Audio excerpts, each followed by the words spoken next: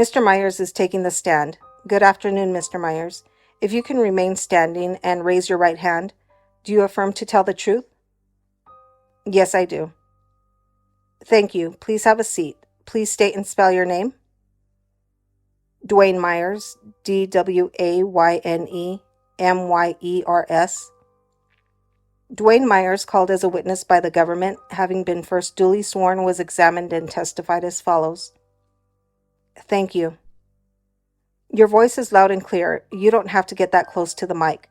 Just press it out so we don't have to be too loud or too soft, okay? Your witness. Thank you, Your Honor. Mr. Myers, do you have a nickname? Yes, sir. What is that? Thor. What year were you born? 1969. So how old does that make you now? 45. Did you at one point live in Lafayette Gardens? Yes. Were you part of a gang there? Yes, sir. What are some of the crimes? Did you commit crimes as part of the gang? Yes, I did. I committed murder, robberies, burglaries, drug dealing. And did that gang have one or more leaders? Yes, sir.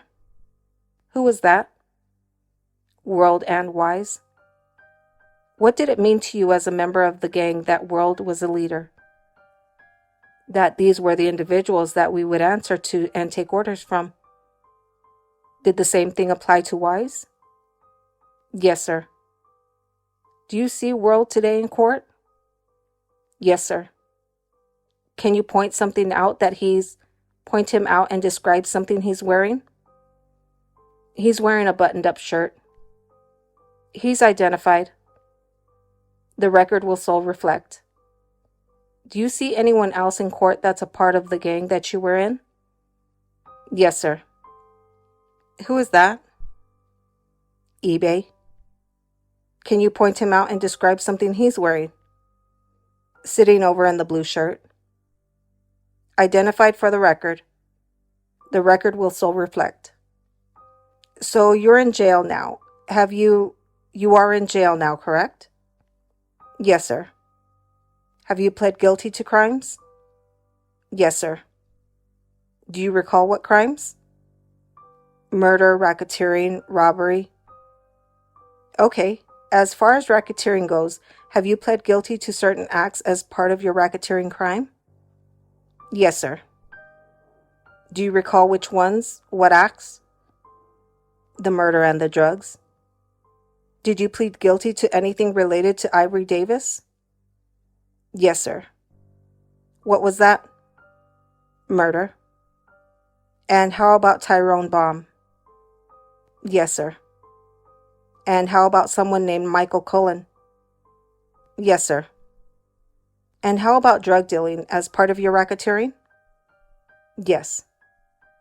Now you also pled guilty to murder, is that correct? Yes. Who did you murder? A guy by the name of Kojak. And was that murder in the aid of racketeering that you pled guilty to? Yes. You also pled guilty to an attempted robbery, is that correct? Yes, sir. Who is it that you attempted to rob? The individual that, I don't recall his name. To whom did you do that with? Puff. Okay, and was anybody else involved? His brother was present. And what were you trying to rob from this man? At the time we had spoken with him. He had merchandise that we were interested in taking from him. Minks, PlayStations, computers, and stuff like that. Okay, and with respect to the murder of Michael Cullen, where did that murder take place? Empire Skating Rink. Did you also plead guilty to possessing a firearm? Yes, sir. Do you know what sentence you're facing under the racketeering charge that you pled to? Yes, sir. What's that? The mandatory minimum is 0 to life. How about for the murder of Kojak? The mandatory minimum is life. And in connection with the murder of Kojak, at one point were you facing the death penalty for that offense? Yes, sir. Are you facing that any longer? No. Do you know how that decision gets made about whether or not the death penalty is sought? My understanding is that the case went to the Attorney General and he decided whether he wanted to pursue the death penalty. Okay. Now, you have an agreement with the government in connection with your plea? Yes. What type of agreement? Cooperation agreement. What do you have to do as part of that? Give a description of my criminal history, be truthful, and just give a testimony about my criminal history. Okay, and you have to also testify about other people's crimes that you know about? Yes, sir. What does the government agree to do for you if you comply with your part of the agreement? To submit a letter on my behalf. What is your understanding of the effect of that letter? This letter allows the judge to sentence me below the mandatory minimum. Do you know what goes into the letter? Everything that I've done as far as my cooperation, the things that I told him, the good, the bad. And has anybody told you what your sentence is going to be? No, sir. Anybody promised you what your sentence is going to be? No. Do you know who decides what your sentence is at the end of the day? Yes, sir. Who is that? The judge. If you lie here today, what happens? I don't get the cooperation agreement. And you'll do life? Yes, sir. Does whether or not you get a letter depend on the outcome of this trial? No. I'm going to show you what's been marked as Government Exhibit 73 for identification. That's his cooperation agreement. I assume there's not going to be any objection to it in evidence? There is not. In evidence at this time. When you were born, where was your family living? Brownsville, Brooklyn. Did you grow up in Brownsville? Yes, sir. At some point, did you move from Brownsville? Yes. Where did you move to? 457 DeKalb Avenue. How old were you when you moved? Approximately 15, 14 years old. And was that address within a public housing development? Yes. Which one? Lafayette Gardens. I'm going to show you Government Exhibit 101, which is in evidence, which is the map of Lafayette Gardens. And if you can touch the screen, you'll make a mark on, and if you can do it, which building you grew up in? That was 456 DeKalb Avenue? Yes, sir. Who was in your household when you grew up? 2 sisters, nephews, my mother and father. What did you do? What did you like to do when you were younger?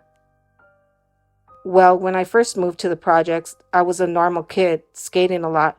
I was very much into sports. When we moved to the projects, I realized that those activities weren't available to a lot of children in the projects. They were doing a lot of different things, so I started following suit. How far did you go in school? 10th grade. What happened when you stopped going to school? I went to prison. What did you do to go to prison? Robbery. When was the first time you were arrested? Probably within the first year that I moved to Lafayette Gardens. What were you arrested for? The first charge that I ever caught was trespassing. Where did you trespass? There's a college on the corner of DeKalb and Clawson Avenue, and me and some of the kids from the projects used to go to that particular college and run around and basically trespass. But one time we got the idea that if we would break into the lockers, we could probably find some valuable things, and we did that and ultimately got caught. What happened? It was a long time ago. If I recall correctly, they called my parents and my father came and picked me up. Did you start committing more serious crimes eventually? Yes. What were the more serious crimes did you start committing when you were in your teenage years? Eventually, I started hearing about a lot of kids in the neighborhood making money as far as snatching pocketbooks and snatching jewelry and things like that, and I went the route of snatching jewelry. Okay, did you know someone named Wise? You said you did know him? Yes, sir. I'm going to show you Government Exhibit 23 in evidence. Who is that? It's Wise. What was your relationship with Wise? He was a very good friend of mine. Can you compare your ages? I think he was like a year or two younger than me. How do you meet him? When I first moved to the projects, there was some guys in my building that let it be known that they had a rivalry going on with some of the guys from the other buildings, and they basically described Wise to me, who at the time was calling him Myrie, saying that when it came down to it, they would match me up to him because we were close in stature. Match you up with him to do what? As far as fighting and things like that? Did you get to know Wise after that? Yes. Did he live in Lafayette Gardens? Yes. Which building? 325. So again, just showing you 101 in evidence. Which one's 325? I think it's this one. Okay, did you know when you met Wise whether he was involved in any criminal activity? Not at the time when I met him. Okay, did you eventually find out whether he was? Yes. What type of criminal activity was he involved in? Early on, the younger guys used to do what was called digging pockets.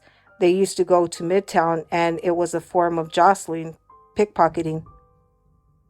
Did you know any of the other people who were involved in that, if there were any?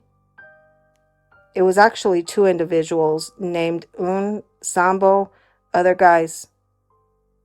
In March of 1987, were you arrested? Yes, sir. What was that for? Robbery. Okay, and did you plead guilty to that crime? Yes. What did you do to be guilty of robbery?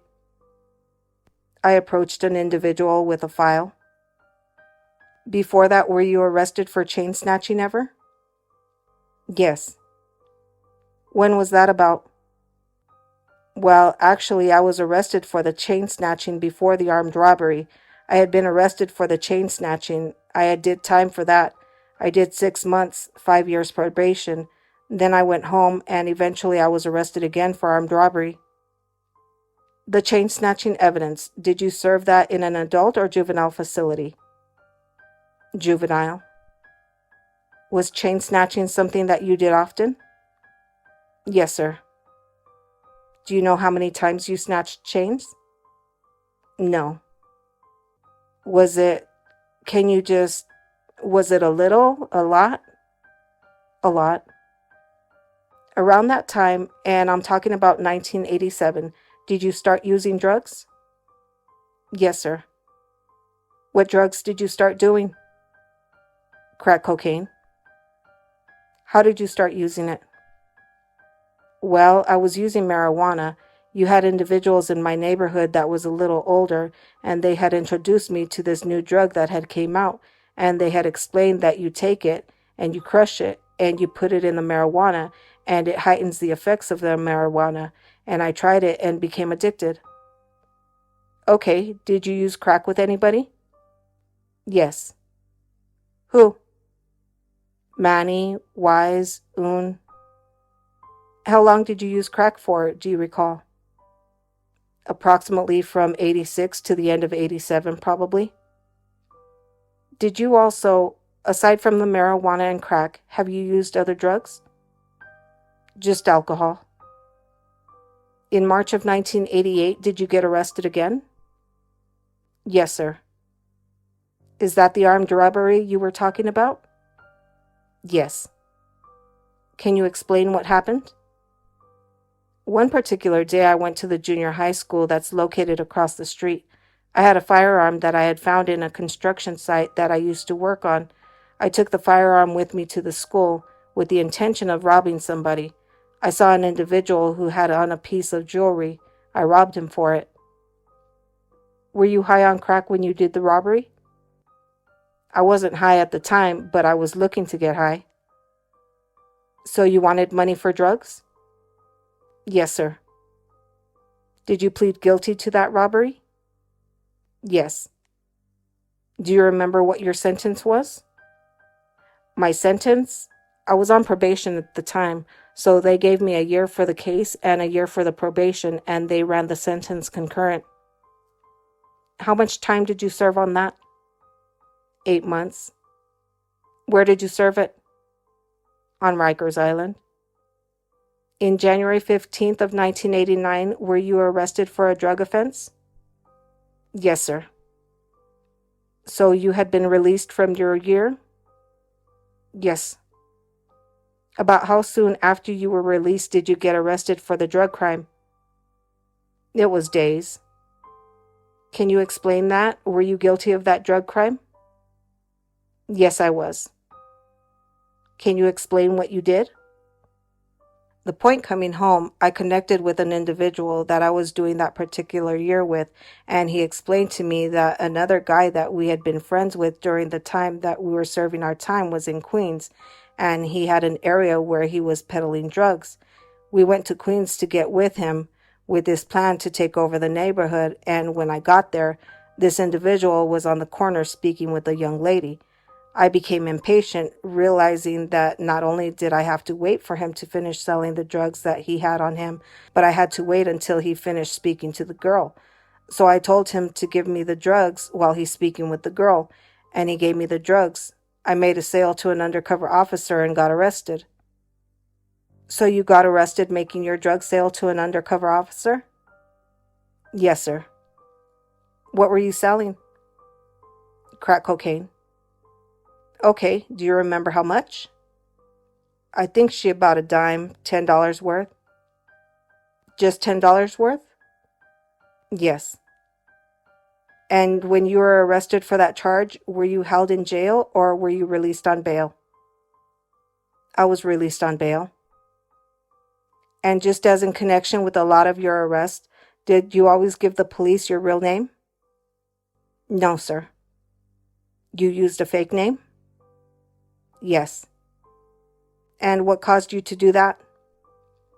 Looking to avoid being prosecuted, hoping that, when the police came looking for me, they would not know who I was. So also in around 1989, you were around 19 years old. Did you get your nickname Thor? Yes. How did you get that nickname? Me and a couple guys around the neighborhood became bored one night and decided to have what's known today as the knockout game. So what did you actually do? Well, they would punch somebody out, and if it was your turn, you had to render this person unconscious. So they would point somebody out who was just a random person? Yes. And you would assault them? Yes. And you would knock them out? Yes, sir. And you were good at that? Yes. Okay, and that's how they named you Thor? Exactly. Did you know someone named Bush? Yes. Who is that? An individual that I met in Lafayette Gardens. He was someone in Lafayette Gardens? Yes. Do you know what his last name was? Hamilton. Did he have any brothers? A brother named Ulysses. What, if any, role did Bush have in Lafayette Gardens in 1989 to 1990 timeframe? When I met him, he was just coming home from prison. There was a lot of talk about him coming home. His reputation was for being this guy that everybody knew. He came home from prison, and everyone in the projects was talking about him being home. Eventually, I heard that he was letting everyone in the projects know that he was home. And when, all of these individuals that were doing crime, whether it be drugs or robberies, anything like that, he wanted to speak with everybody. So he summoned everybody who was a criminal together? This was my understanding, yes. What did you do? Well, they said they was going to be meeting in the lobby of 433. And 433 is in Lafayette Gardens? Yes, sir. Which building is 433 if you can look at the map? Did you go to 433? Yes, sir. Who was there? A bunch of people. Can you think of anybody specifically? Well, Bush was there, of course. Top, T-Rock, Money Wheel, Blacko Macko. The T-Rock that was there, is that the individual named Tyrone Baum? Yes, sir. Is that the individual, the same T-Rock, Tyrone Baum, that you pled guilty to conspiring to kill in 2003? Yes, sir. So this is 1990. I'm going to show you what I don't believe is in evidence yet as Government Exhibit 22. Do you recognize who that is? Yes, sir. Who is that? Blacko Macko. I'll move Government Exhibit 22 into evidence. Without objection. In evidence at this time. What was the relationship between T-Rock, Top, Blacko Macko, and Bush? Well, these individuals were guys that weren't from the projects. They were more so guys from Nordstrom Avenue side, who he was affiliated with that he called to the projects. No one from around our way really knew them. We just knew of their reputation. What was their reputation? For being gangsters. What happened inside of 433 when you went there? When I walked inside the lobby, they had guns drawn. What happened after that? It was basically a community robbing, and it was being explained that things were going to be different. It wasn't going to be every man for himself. How were things going to be different? Well, I guess from that point on, it was understood that if you were going to be doing something in these particular projects, you had to answer to these individuals. Did you ever use the term PC as in the letter P, Paul, and C as in Charlie? Yes, sir. What did you use that to mean? It's like a tax that someone who is paying protection pays. Did that ever come up with respect to Bush? I can't say that. I can't say that I particularly heard him say to the individuals, you have to pay me PC. I just heard him explain to dudes that the ramped drug dealing and robberies and things like that was going to have to come to an end. Was he doing like community service? He wanted people to stop committing crimes?